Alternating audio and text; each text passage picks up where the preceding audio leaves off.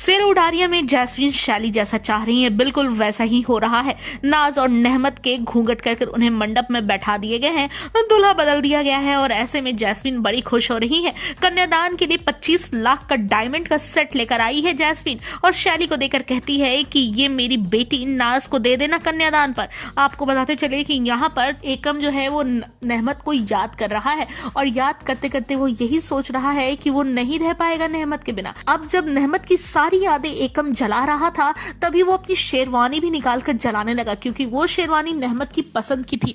तभी वो देखता है कि उस शेरवानी में जो है नेहमत का दुपट्टा, आधा फटा हुआ दुपट्टा फंसा हुआ है और उसी दुपट्टे को देखने के बाद एकम को होश आता है कि वो गलत कर रहा है, वो ये शादी रोकेगा। लेकिन यहाँ मंडप में तो कोई और ही खेल चल रहा है। आपको बता दें कि यहाँ पर सब रस्में निभा दी गई है। लास्ट रस्म जो कन्यादान की थी उसमें जैसे ही निखिल ने अपना हाथ बढ़ाया तो उसके हाथ में ब्रेसलेट था एन और एन का, यानी कि निखिल और नाज का।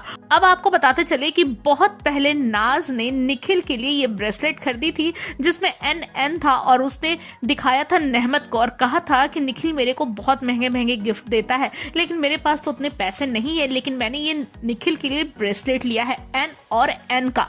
और जैसे ही कन्यादान के लिए नेहमत अपना हाथ आगे बढ़ाने वाली होती है तभी वो देखती है घूंघट के नीचे से कि ये तो एन वाला ब्रेसलेट पहना हुआ है, ये जो हाथ आया है कन्यादान के लिए ये तो किसी और का है।